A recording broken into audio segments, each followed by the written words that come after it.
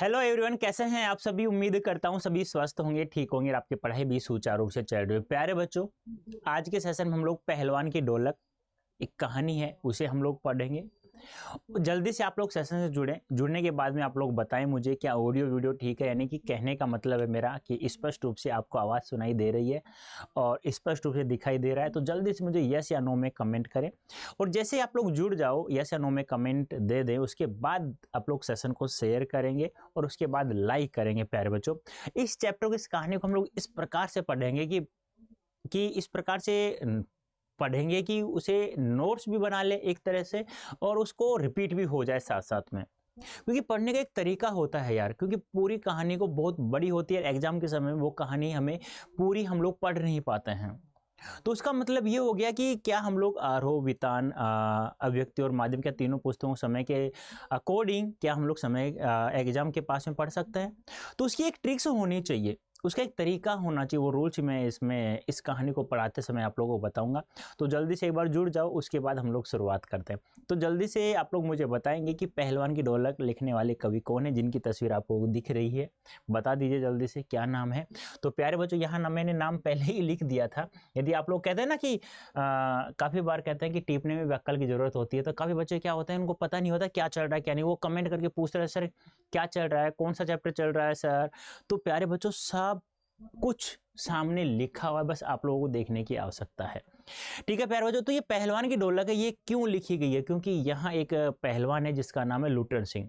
अब लुटेन सिंह पहलवान है, तो क्या होता है कि ये कहानी की शुरुआत जहाँ से होती है, उनके माता पिता का जैसे देहांत हो जाता है तो उसकी सास उसे पालती है। तो सास जैसे उसे पालती है तो वह पूरे दिन भर चरागाह यानी चार पैरों वाले पशुओं को चराता था और उनका बिना पानी वाला दूध पिया करता था। और गांव वाले उसकी सास को क्या करते थे, वो परेशान करते थे। तो इस प्रकार से एक कहानी शुरुआत होती है। पहले तो मैं इसका सार में आप लोगों को बताऊंगा, फिर उसके बाद मैं एक मूल कहानी के रूप में, उसको सारांश के रूप में मैं आप लोगों को पढ़ाऊंगा। पहले तो हम लोग इसका सारांश पढ़ लेते हैं, क्या है जो बुक में दिया वो का वो आपके सामने हाजिर है। कि रेणु जी की, यानी फणीश्वर नाथ रेणु जी की प्रतिनिधि कहानियों में से पहलवान की ढोलक भी शामिल है। अब देखो, ये जो पंक्ति है, यह है आप लोगों के लिए CUET के लिए महत्वपूर्ण है, ना कि क्लास 12th के लिए।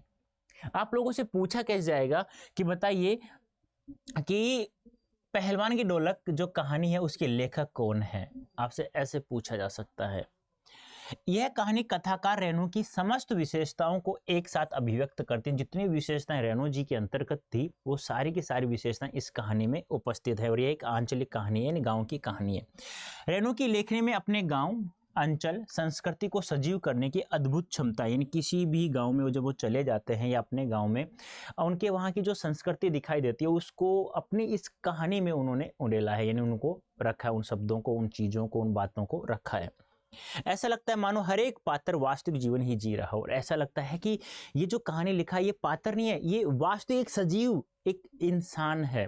प्रत्येक पात्र की उनके कथनों से हमें ऐसा महसूस होता है। पात्रों एवं परिवेश का इतना सच्चा चित्रण अत्यंत दुर्लभ है, यानी कि ऐसा सजीव चित्रण मिलना हमें बहुत ज्यादा दुर्लभ यानी कठिन है। रेणु वैसे गिने चुने कथाकारों में से हैं जिन्होंने गद्य में भी संगीत पैदा कर दिया। ध्यान रखना, गद्य में भी क्या संगीत पैदा कर दिया, यानी कि ऐसे गिने चुने कथाकारों में जिन्होंने गद्य क्या होती है, छंद रहित रचना, जिसमें छंदों, अलंकार, रसों का प्रयोग नहीं किया जाता, उसे गद्य कहा जाता है। और गद्य में भी संगीत, यानी संगीत जहां आ गया मतलब क्या हो गया कि उसमें काव्य शास्त्र, छंद, रस, अलंकारों का प्रयोग किया गया है। और ये सब कहाँ होता है, पद में होता है, कविता में होता है। इन्होंने गद्य में भी ऐसा किया है। अन्यथा ढोलक की उड़ती गिरती आवाज और पहलवान के क्रियाकलापों का ऐसा सामंजस्य दुर्लभ है। यानी एक ढोलक है, ढोलक को लुटेन पहलवान सिंह अपना गुरु मानते हैं। आपसे पूछा जाएगा कि लुटेन पहलवान सिंह ने अपना गुरु किसे माना, तो ढोलक को माना। इन विशेषताओं के साथ रेणु की यह कहानी व्यवस्था के बदलने के साथ लोक कला और इसके कलाकार के अप्रासंगिक हो जाने की कहानी है। कहने का मतलब क्या है, आगे मैं बताऊंगा, थोड़ा सा आगे और देखो। राजा साहब की जगह नए राजकुमार का आकर जम जाना सिर्फ व्यक्तिगत सत्ता परिवर्तन नहीं, बल्कि जमीनी पुरानी व्यवस्था की पूरी तरह उलट जाने और उस पर सभ्यता के नाम पर एकदम नई व्यवस्था के आरोपित हो जाने का प्रतीक है। यहाँ क्या होता है कि लुटेन पहलवान था, वो राजा श्यामानंद का पहलवान यानी कि राज दरबार बन जाता है। जैसे उसने काला खा और पंजाब के चांद सिंह को जैसे ही हराया था, उसके बाद राजा सिंह ने अपने पास उसे रख लिया था। उसके बाद जैसे राजा श्यामानंद की मृत्यु हो गई तो विलायत से नया राजा आ गया। अब उसने पूरी व्यवस्था को उलटफेर कर दिया है। यानी कि कहने का मतलब क्या है, कुश्ती के दंगल को घोड़ों के रेस का दंगल बना दिया गया था। मतलब बहुत सारी चीज़ें चेंज कर दी गई थी, बिल्कुल ही जैसे कहते हैं ना कि भारत पर इंडिया शब्द का छा जाना, उसी प्रकार से ऐसी व्यवस्था को बदल दिया गया था। यह भारत पर इंडिया छा जाने की समस्या है। जैसे भारत पर इंडिया छा रहा है ना, अब वर्तमान धीरे धीरे कहा जा रहा है कि नई जगह भारत किया जाएगा। देखो कब होता है कब नहीं। जो लुटेन पहलवान के लोक कलाकार के आसन से उठाकर पेट भरने के लिए हाय तौबा करने वाली निहरता की भूमि पर पटक देती। यानी कि इतना अच्छा पहलवान, कुश्ती का इतना अच्छा पहलवान, और वह 2 वक्त की रोटी के लिए उसे तड़पना पड़ता है। ऐसे बहुत सारे सवाल यह कहानी हमारे सामने छोड़ जाती है, बहुत सारे सवाल। ऐसी स्थिति में गांव की गरीबी पहलवानी जैसे शौक क्या पालती, फिर भी पहलवान जीवट ढोल के बोल में अपने आप को न सिर्फ जिलाए रखता है बल्कि भूख और महामारी के दम तोड़ रहे गांव को मौत से लड़ने की ताकत भी देते रहते हैं। यानी कि पूरा गांव एजा और मलेरिया जैसी बीमारियों से त्रस्त था। उसमें पूरी रात पहलवान था वो अपनी ढोलक बजाया करता था, और लोगों की पूरी रात कट जाया करती थी, क्योंकि लोगों की आंखों के सामने जैसे ही लुटेन पहलवान ढोलक बजती तो उनकी आंखों के सामने एक दंगल सा दिखाई देता था, जिससे उनकी पूरी रात कट जाती। और अंधेरे और सन्नाटे से जो सियारों का जो क्रंदन था, उसकी आवाज़ से उनसे भी वो उस ढोलक की आवाज़ से उन्हें एक संजीवनी शक्ति की तरह एक ताकत प्राप्त हो जाया करती थी। कहानी के अंत में भूख महामारी की शकल में आए मौत के षड्यंत्र जब अजय लुटेन की भरी पूरी पहलवानी को फटे डोल की पोल में बदल देते हैं, तो इस करुणा त्रासदी में लुटेन हमारे सामने कई सवाल छोड़ जाता है, बहुत सारे सवाल। जैसे वह पोल पुरानी व्यवस्था की है या नई व्यवस्था की? क्या कला की प्रासंगिकता व्यवस्था की मुखापेक्षी है अथवा उसका कोई स्वतंत्र मूल्य भी है?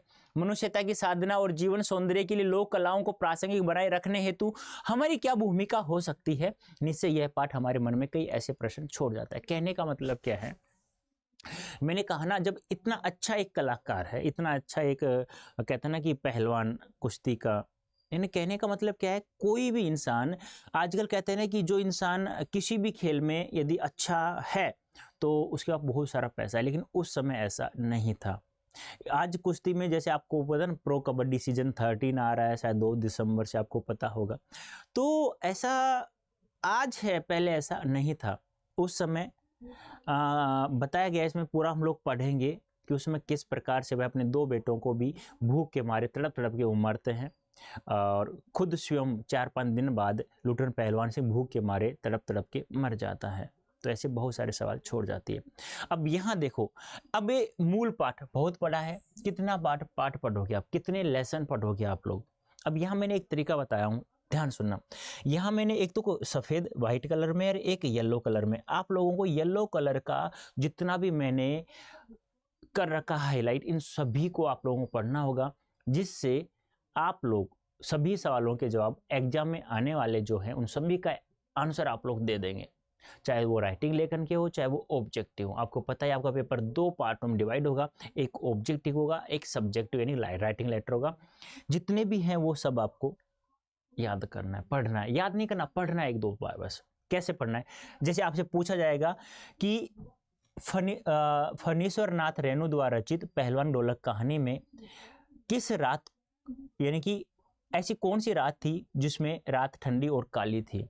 अमावस्या की रात थी, पूर्णिमा की रात थी, चांदनी रात थी, इस प्रकार से पूछेगा, तो ध्यान रखना अमावस्या की रात थी। वह गांव किस प्रकार के शिशु की तरह थर्रा रहा था, भयार्त डरे हुए शिशु की तरह? कौन कौन से रोग से पीड़ित था वह गांव जो भयार्त शिशु की तरह रह रहा था? तो वह क्या था, मलेरिया और हैजे से। उनके मकान कैसे बने हुए थे?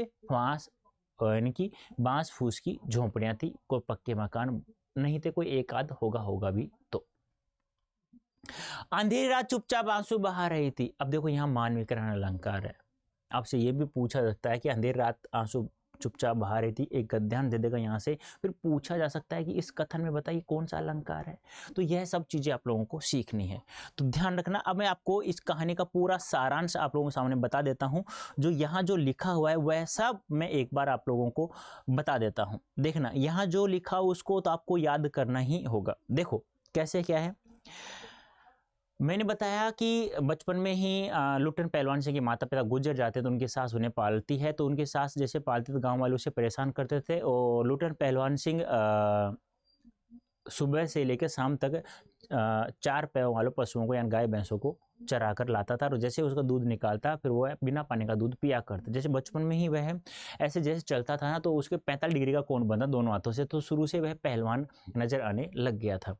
अब एक बार क्या होता है कि वो श्यामनगर मेले में एक बार चला जाता है, तो वहाँ क्या होता है कि जैसे ही ढोल बज रही होती है, ढोल की आवाज़ सुनाई दी और जैसे ही चांद सिंह दहाड़ रहा था शेर की तरह, शेर का टाइटल उसे उपाधि प्राप्त हो गई थी, उसके गुरु का नाम बादल सिंह था और वह पंजाब से पहली बार आया था, उसे 2-3 दिन हुए थे और सभी पट्टों को वह अपने आसपास के सभी पहलवानों को वह हरा चुका था।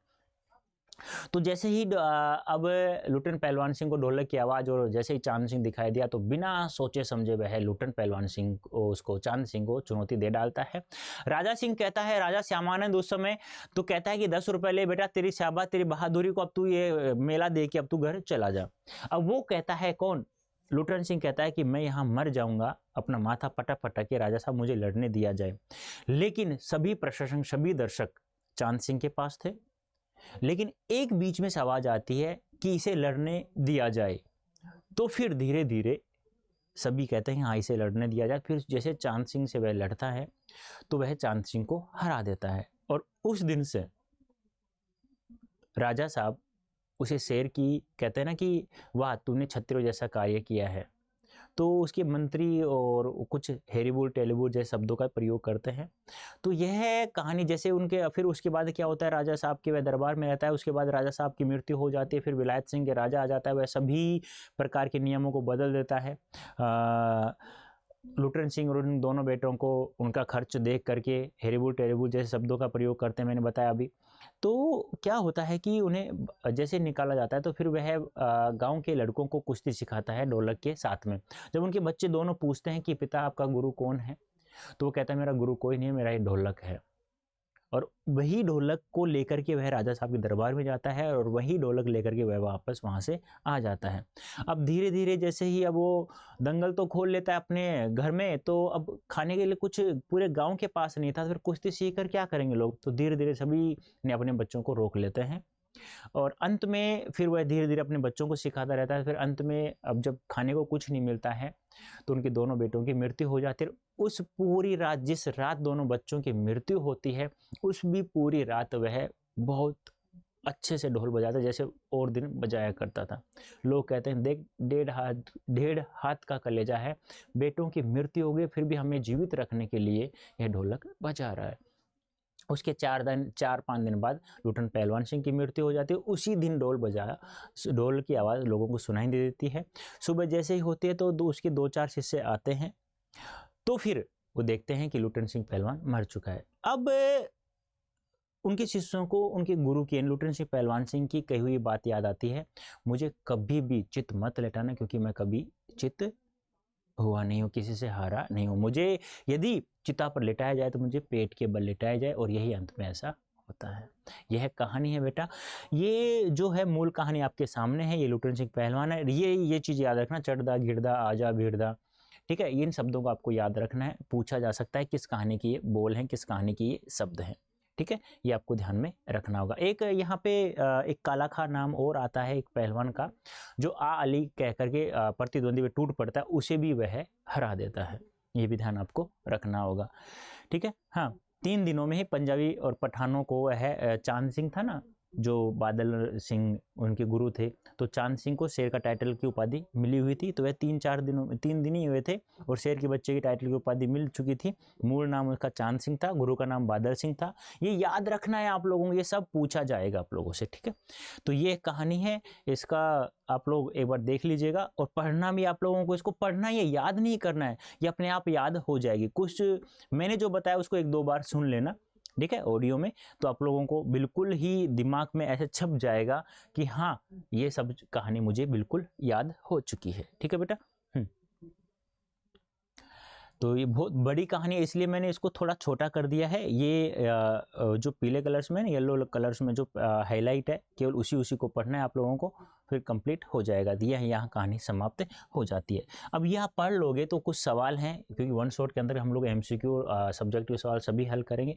तो बता सकते हैं आप लोग मुझे, बेटों की मृत्यु के कितने दिन बाद लुटन सिंह की मृत्यु हो गई थी? यानी लुटन सिंह पहलवान के कितने बेटे थे? 2। ये आपसे पूछा भी जाए तो ध्यान रखना, लुटन सिंह पहलवान के 2 बेटे थे, और कितने दिनों के बाद, जैसे बेटों की मृत्यु उनके 4 या 5 दिन बाद लुटन पहलवान सिंह की मृत्यु हो जाती। ये ध्यान आपको रखना है। चांद सिंह, यानी जिसे शेर के बच्चे का उपाधि दी गई थी, शेर के बच्चे का जो टाइटल प्राप्त हुआ था, उसके गुरु का नाम क्या था? जो कहां से आया था बेटा? पंजाब से आया था। कहां से आया था? पंजाब से आया था। और कितने दिनों में? मात्र 3 दिनों में अपने आसपास के सभी पठानों, सभी पंजाबी पहलवानों, सभी को पहलवानों को वह हरा चुका था। उसके गुरु का नाम था बेटा बादल सिंह था। ये ध्यान रखना है सभी सवाल आप लोगों को। किस रात लुटन सिंह ने ढोलक नहीं बजाई थी? यानी एक ऐसी रात आई थी जिस दिन लुटन सिंह पहलवान ने ढोलक नहीं बजाई थी। बेटा कौन सी रात थी? जिस रात पुत्रों की मृत्यु हुई, जिस रात महल से आए, जिस रात उसकी मृत्यु हुई, राजा की मृत्यु वाली रात। तो ध्यान रखना, जिस रात पुत्रों की मृत्यु हुई थी उस दिन तो ढोलक बजाई गई थी, ढोलक बजाई गई थी। ये याद रखना है आप लोगों को, बजाई गई थी। क्यों? ये किस लिए याद करना है कि आपसे पूछा, उसी दिन तो कहा गया था कि लुटन पहलवान सिंह का 1.5 हाथ का कलेजा है, 1.5 हाथ का कलेजा उसी दिन कहा गया था, कलेजा है। ये ध्यान रखना है। तो किस दिन? जिस दिन उसकी मृत्यु, जिस दिन लुटन सिंह की मृत्यु हो गई थी उस दिन फिर ढोलक लुटन ही बजाने वाला था उस ढोलक को, तो उस दिन नहीं बजी। पुरानी और उजड़ी बांस फूस की झोंपड़ियों में किसका साम्राज्य था? यानी कि जो वहां गांव में अब बांस फूस की ही झोंपड़ियां थी, तो उसमें किसका साम्राज्य का अधिकार था? भूतों का, अंधकार और सन्नाटे का, रात का, या कुत्तों का? तो ध्यान रखना, अंधकार और सन्नाटे का क्या था? साम्राज्य था उसमें। और ध्यान रखना, किसकी आवाज, किसके? सियारों और क्रंदन की। ये याद रखना, सियारों का क्रंदन, सियार रात को जोर जोर से चिल्लाया करते थे, ये ध्यान रखना, उससे भी वो डरा करते थे। कौन आंसू बहा रहा था? अंधेरी रात चुपचाप आंसू बहा, याद है ना, अंधेरी रात चुपचाप आंसू बहा रही थी। इसको हम यहां जोड़ देंगे कौन की जगह, तो ध्यान रखना यहाँ पे अलंकार की पूछ लिया जाए कि अंधेरी रात चुपचाप आंसू बहा रही थी, तो कौन सा अलंकार है प्यारे बच्चों? यहाँ पर मानवीकरण अलंकार है। जब किसी भी प्राकृतिक पदार्थ द्वारा मनुष्य जैसा कार्य करवाया जाता है तो वहां पर हमारा मानवीकरण अलंकार होता है बेटा। किसकी आवाज निस्तब्धता को भंग कर रही थी? बच्चों के रोने की आवाज को, सियारों क्रंदन और पेचक की डरावनी आवाज, लेखक की आवाज और कुत्तों का भौंकना। किसकी आवाज? निस्तब्धता को भंग, यानी कि जो शांति थी उसको भंग कौन कर, किसकी आवाज कर रही थी? तो सियारों और पेचक की डरावनी आवाज। ये ध्यान रखना, सियारों क्रंदन और पेचक की डरावनी आवाज क्या कर रही थी? उस शांति को, उस निस्तब्धता को भंग कर रही, उस शांति को भंग कर रही थी। ये आपको ध्यान में रखना होगा। चांद सिंह के गुरु का क्या नाम था? रिपीटेड सवाल है, ध्यान रखना, पूछा सकता है, बहुत ही महत्वपूर्ण सवाल है। 1-2 सवाल रिपीटेड इसलिए किया है कि आप लोगों को अभ्यास हो जाए, और ये सवाल बार बार पूछा भी गया एग्जाम में। चांद सिंह कहां से आया था? बता सकते हैं कि चांद सिंह कहां से आया था? पंजाब से, उत्तर प्रदेश से, श्यामनगर से, हरियाणा से। तो ध्यान रखना बेटा, पंजाब से आया था। और कितने दिनों में सभी पहलवानों को हरा चुका था? 3 दिनों में ही हरा चुका था। ये भी ध्यान रखना है, बहुत अच्छा सवाल बनता है ये। लुटन ने युवावस्था में अपने दोनों हाथों को दोनों ओर कितनी डिग्री की दूरी पर फैलाकर चलता था? ऐसे ऐसे ऐसे ऐसे चलता था। तो कितनी दूरी का कोण बनता था? बता सकते हैं आप लोग मुझे? तो ध्यान रखना, मैं बता चुका हूं, 45 डिग्री का कोण बना करता था। राज दरबार से निकलने के बाद पहलवान ने क्या कार्य किया? खेती करने लगा, दुकान खोल ली, नौजवान चरवाहों को कुश्ती सिखाने लगा, कपड़े बेचने। अब जिस इंसान को केवल कुश्ती आती हो वो केवल बेचारा यही करेगा, और तो कार्य में सभी सफल नहीं हो पाएगा, वो दिक्कत यही है। तो नौजवानों और चरवाहों को क्या करने लगा? कुश्ती सिखाने लगा। उस समय कुछ नहीं मिलता था उसे, केवल खाने को मिल जाता था। फिर गाने जब लोगों के पास नहीं था, उसे बेचारे कौन देगा? तो वह कुश्ती अपने बच्चों को सिखाने लगा। एक दिन दोनों बच्चों की मृत्यु हो जाती है, तो 1-2-4-5 दिन बाद खुद की मृत्यु हो जाती है। लुटन सिंह ने दूसरे किस नामी पहलवान को हरा दिया? लुटन सिंह ने पहले तो चांद सिंह को हराया, उसके बाद किस नामी पहलवान को हराया? तो काला खा को हराया। ध्यान रखना, कल्लू नहीं काला खा, जो आ अली कहकर सामने वाले प्रतिद्वंदी पर टूट पड़ता था। लोगों के अनुसार पहलवान का कलेजा कितने हाथ का था? पहलवान यानी यहाँ पहलवान कौन है, काला खा या चांद सिंह या लुटन पहलवान? तो यहाँ लुटन पहलवान ही इस मुख्य कहानी का क्या है, पात्र है, मुख्य किरदार वही है। तो ध्यान रखना, यहाँ लुटन सिंह क्या है, तो लोगों ने कहा जैसे उनके दोनों बच्चों की मृत्यु हो जाती है उस रात वह ढोलक भी बजाया, तब लोगों ने कहा कि देखो 1.5 हाथ का कलेजा है। पहलवान की ढोलक कहानी कैसी है, ये सवाल गजब का, ये तुम्हें भीड़ से अलग करेगी, ध्यान रखना है। तो ये है आंचलिक कहानी है। अंचल धन इक, यहाँ उपसर्ग मूल शब्द प्रत्यय पूछ लिया जाए तो अंचल धन इक जब बना हमारा आंचलिक, ध्यान रखना। ये भी देखो चीजें जो मैं बता रहा हूँ वो आपको याद रखना है। देखो आप लोग क्लास 12th के बाद आप लोगों को पता ही है आपको एग्जाम देना होगा। किसका एग्जाम देना होगा आप लोगों को? CUT का एग्जाम देना होगा। अब CUT का एग्जाम देना होगा तो उसके लिए आप लोगों को मेहनत भी करनी पड़ेगी, ठीक है। हाँ, तो ये आप लोगों को थोड़ा सा, ये थोड़ा 24 कर लेना बेटा, ये गलती से 23 हो गया, ठीक है, ये देख लेना एक बार। अब फणीश्वर नाथ रेणु के उस उपन्यास का नाम बताइए जो 1954 ईस्वी में प्रकाशित हुआ था। जो अब ये देखो ये सवाल ये CUT के लिए है। किसका है? CUT के लिए सवाल है बेटा। अब CUT 2024 में, CUT 2024 में यदि आप लोगों को 200 में 200 नंबर प्राप्त करना है तो बेटा आप लोगों को है ना ये सब चीज़ें आप लोगों को याद करनी पड़ेगी। यहाँ से जो पाठ का सार है जो मैंने पढ़ा है वो भी, और ये भी आपसे पूछा जाता है फणीश्वर नाथ रेणु की कौन सी कहानी जो 1954 में हुई, प्रकाशित हुई, जिसका नाम क्या था? मेला आंचल था बेटा, ये आपको ध्यान में रखना है, ठीक है। अब मेला आंचल फणीश्वर नाथ रेणु का निधन कब हुआ था बता सकते हैं आप लोग? कि जो ये रेणु साहब हैं, अब ये सवाल और ये सवाल ये CUT के लिए ज़बरदस्त बनते हैं, ये ध्यान आपको रखना है, ठीक है। हाँ, CUT 2024 के लिए 23 गलती से हो गया है, पता नहीं हो गया गलती से, ध्यान रखना थोड़ा सा। तो कब हुआ? 11 अप्रैल 1977 को, ये आप लोगों को ध्यान में रखना है बेटा। काला खा क्या कहकर अपने प्रतिद्वंदी पर टूट पड़ता था? काला खा जिसे दूसरे नामी पहलवान को, जिसे पहला नामी पहलवान चांद सिंह था, दूसरा नामी पहलवान काला खा था, जो आ अली कहकर प्रतिद्वंदी पर टूट पड़ता था। आली नहीं, आ अली, इस प्रकार से। लुटन सिंह ने चांद सिंह को कहाँ के दंगल में हराया था? इन लुटन सिंह ने चांद सिंह को कहाँ के दंगल में? तो श्यामनगर है क्या कहीं? ये रहा, श्यामनगर में मेला देखने गया था, और वहां जैसे ही ढोलक की आवाज दी तो उसमें दूध तो पीता था, अट्ठा खट्टा तो था ही वो, और जब ढोलक की आवाज दी जोश आ गया, जोश आते चांद सिंह को उसने बिना सोचे समझे चुनौती दे डाली थी। लुटन सिंह ने किस नामी पहलवान को हरा दिया था? तो नामी पहलवान काला खाई आ रहा है यहाँ पे, रिपीट है, ध्यान रखना, और अच्छा सवाल है, रिपीट में 2-4 सवालों क्या है, कुछ सोच समझ करके। लुटन पहलवान दंगल देखने कहाँ गया? श्यामनगर में, श्यामनगर में चांद सिंह को हराया था, ये भी ध्यान रखना है। पहलवान किसे अपना गुरु मानता है? लुटन पहलवान सिंह अपना गुरु किसे मानता था? तो वो ध्यान रखना है आप लोगों को, ढोलक को मानता था, ध्यान रखना। राजा श्यामानंद को नहीं मानता था, वो ढोलक को मानता था। जब उनके बेटे पूछते हैं कि पिताजी आपका गुरु कौन है, तो वो कहता है कि मेरा गुरु कोई इंसान नहीं है, ये सिर्फ ढोलक है। और आपसे ये पूछा जाए कि राजा श्यामानंद के जब राजा उसे रखता है तो लुटन पहलवान से अपने घर में से क्या ले जाता है? अपने दोनों पुत्रों के साथ अपने ढोलक को ले आता है। और जब विलायत से राजा आ जाता है तो उस समय भी जब उसे निकाला जाता है तो वह राजा के घर से क्या लेकर आता है? महल से केवल अपनी ढोलक ही लेकर आता है अपने पुत्रों के साथ में।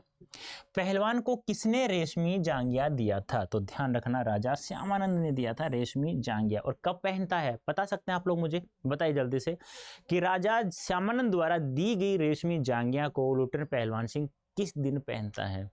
उस दिन पहनता है जिस दिन उनके बेटों की मृत्यु हुई थी। तो जैसे ही सुबह हुई तो अपनी रेशमी जांघिया पहन करके दोनों बेटों को नदी में बहाया था, उस दिन पहनता है, ठीक है। ये कुछ सवाल थे हमारे MCQs। अब आते हैं लेटर राइटिंग क्वेश्चन जो सब्जेक्टिव है। किस कहानी के किस किस मोड़ पर लुटन के जीवन में क्या क्या परिवर्तन आए? यानी कब कब क्या क्या परिवर्तन आए लुटन के जीवन पर? देखो जब वो 9 वर्ष का था तो उसके माता पिता का देहांत हो गया। आपको पता है जब 9 वर्ष का बच्चा थोड़ा बहुत तो समझ जाता है, तो बचपन में अनाथ हो जाना, बचपन की खुशियां लुट जाना, सास को गांव के लोगों द्वारा परेशान करना जिससे उसका मन बदला लेने के लिए पहलवान बनना। अब सास को अपनी जैसे सासू का पालन पोषण करती थी तो गांव के लोग उसे चिढ़ाया करते थे। अब चिढ़ाते थे तो वह उनसे बदला लेने की कोशिश में था, तो इसलिए वह पहलवान बना। ढोलक को अपना गुरु समझना, यह भी एक बहुत बड़ा परिवर्तन उनके जीवन में। पत्नी की मृत्यु का दुख सहना और 2 छोटे बच्चों का भार संभालना। कहने का मतलब क्या है बेटा, देखो ध्यान से, दोनों बेटों को जन्म देते उनकी पत्नी परलोक से दार गई थी। यह भी एक बहुत बड़ा परिवर्तन है।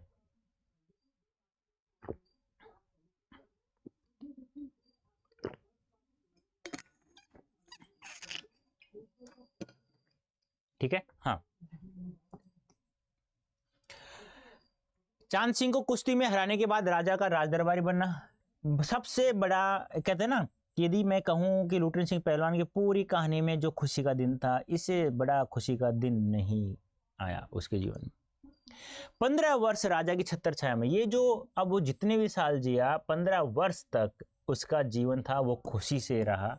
उसके अलावा सारा जीवन वह दुखी में बिताना। परंतु राजा के निधन के बाद उनके पुत्र सहित राजमहल से निकाला जाना, 2 वक्त की रोटी के लिए तड़पना, बहुत बड़ा परिवर्तन है भाई। फिर भी वह हिम्मत करके गांव के बच्चों को फ्री में सिखाता वो कुश्ती। उसके बाद भी गांव के बच्चों को फ्री में पहलवानी सिखाना, लेकिन कुछ दिनों बाद केवल अपने दोनों बच्चों को ही पहलवानी सिखाना। क्यों? जब लोगों के पास खाने का ही नहीं था, गांव के लोगों के पास, तो अब पहलवानी सिखाकर क्या करेंगे? वो कहता है जब खाने को नहीं मिला तो पहलवानी सिखाकर क्या करेंगे, क्योंकि जब पहलवान ही भूखा मर रहा है तो बच्चों को सिखाने से क्या फायदा। अपने दोनों बच्चों की मृत्यु का एहसानियत दुख सहना। जब एक बात सोचो, एक पिता अपने दोनों बच्चों को उनको भूख से तड़पता हुआ देखकर और उनका मर जाना। हेजे और मलेरिया जैसी बीमारी के समय अपने ढोलक के द्वारा लोगों के मन में उत्साह का संचार करना। अब ये देखो कितनी बड़ी बात है, लोगों के लिए जीना, खुद के लिए नहीं। उसको पता था कि मेरे जीवन में और पुत्रों के जीवन में ऐसा कुछ भी नहीं है, लेकिन फिर भी वह पूरी रात ढोलक बजाया करता था कि मेरे गांव के लोग सुरक्षित रहें। और गांव के लोग सुरक्षित कैसे रहते थे कि जैसे वो ढोलक बजाता था तो पूरी रात उनकी आंखों के सामने, लोगों की आंखों के सामने एक दंगल रहा करते, जैसे पूरी रात गुजर जाया करते थे। लुटेन पहलवान ने ऐसा क्यों कहा कि मेरा गुरु कोई पहलवान नहीं, यही ढोल है? वो इसलिए कहा कि बेटा, कि जब वो है श्यामनगर के मेले में गया था तो लुटेन उसका साथ किसी ने नहीं दिया, किसी दर्शक ने नहीं दिया। बाद में तो कहते हैं ना, जीतने के बाद में तो फिर सभी साथ दे देते हैं। कहते हैं ना, दुख में तो कोई साथ नहीं दे, दोस्त वही होता है जो दुख में साथ दे। और जब कामयाबी प्राप्त हो जाती है ना, तो दुश्मन भी दोस्त बनने के लिए तैयार हो जाता है। तो ऐसा होता है इस जीवन में भी। तो पहलवान का जीवन साथी ढोल ही था, हम ऐसा मान सकते हैं, क्योंकि वह ढोल को अपना गुरु मानता था और एकलव्य की तरह ढोल की आवाज का अनुसरण करता था। जब वह चांद सिंह से कुश्ती लड़ रहा था तब केवल ढोल ही उसका साथ दे रहा था, और अंत में जीत प्राप्त करने के बाद सबसे पहले ढोल को ही वह प्रणाम करता है, क्योंकि जैसे जीतने के बाद गुरु को प्रणाम करते हैं तो वह अपना गुरु ढोल को ही मानता था, ढोलक को ही। इस प्रकार हम कह सकते हैं कि ढोल को ही वह अपना गुरु मानता था। उसने अपने बेटों को शिक्षा देते समय भी यही कहा था कि मेरा गुरु सिर्फ ढोल है और कोई नहीं है। ढोल लेकर वह राज दरबार में गया था, ढोल बजाकर ही वह अपने अखाड़े में बच्चों को कुश्ती के गुर सिखाता था। ढोल से ही उसने गांव वालों को महामारी के समय संजीवनी शक्ति प्रदान की थी। इस प्रकार हम कह सकते हैं कि उसका ढोल उसके जीवन का सहारा अर्थात जीवन साथी था। गांव में महामारी फैलने और अपने बेटों के देहांत के बावजूद लुटेन पहलवान ढोल क्यों बजाता रहा? क्योंकि एक तो हैजा और मलेरिया जैसी बीमारियां फैली हुई थी, घातक बीमारियां फैली हुई थी। दूसरी सबसे बड़ी बात, सियारों और पेचक की डरावनी आवाज। ठीक है, तीसरी सबसे बड़ी बात कि ठंडी हवा में सरसराती हवा आ रही थी, क्योंकि बांस फूस की झोपड़ियों में रह रहे थे, फिर भी हवा अंदर तक जा रही थी। अब उनसे जीवित रखना लोगों को एक बहुत बड़ा परोपकारी का कार्य है। गांव में फैल रही महामारी और जाड़े के दिनों में निराशाजनक माहौल के समय तथा ऐसे दुख के समय में पहलवान की ढोलक निराश गांव वालों के मन में संजीवनी शक्ति प्रदान करती थी। ढोलक उन्हें महामारी से लड़ने की प्रेरणा देती थी। इसलिए पहलवान बेटों की मृत्यु के बावजूद लुटन पहलवान महामारी को चुनौती देते हुए अपने बेटों को दुख कम करने और गांव वालों को लड़ने की प्रेरणा देने के लिए ढोल बजाता रहा। ढोलक की आवाज का पूरे गांव पर क्या असर होता था? संजीवनी शक्ति की तरह मौत से लड़ने की प्रेरणा देता था। महामारी से जूझते हुए लोगों को ढोलक की आवाज संजीवनी शक्ति की तरह मौत से लड़ने की प्रेरणा देती थी। ढोलक की आवाज जवान बूढ़े बच्चों की शक्तिहीन आंखों के सामने दंगल का दृश्य उपस्थित कर देती थी, जिससे उनकी भयंकर रात कट जाती थी।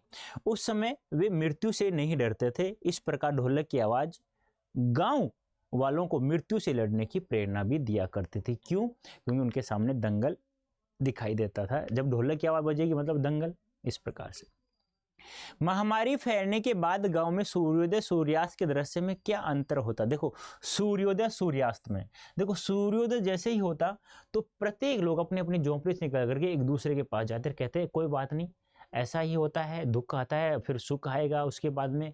ये तो एक जीवन का भी दुख सुख आना एक कहते हैं ना कि जीवन में जब दुख ही ना आए तो ऐसा जीवन ही क्या।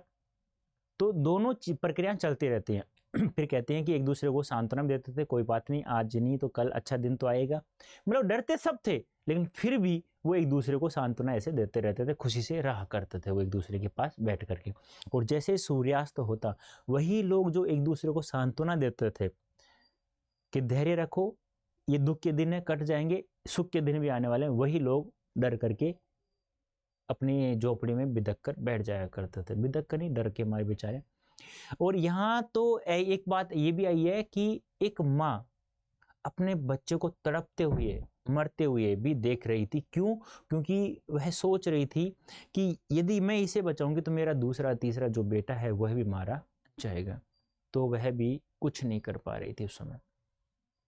महामारी फैलने के बाद गांव में सूर्योदय सूर्यास्त का दृश्य बड़ा ही अंतर होता था, क्योंकि सूर्योदय के समय लोगों के चेहरे पर खुशी दिखती थी, लोग एक दूसरे को सांत्वना बंधाते रहते थे। परंतु सूर्यास्त होते ही सारा परिदृश्य बदल जाता था, क्योंकि लोगों के चेहरे की चमक डर के मारे चली जाती थी।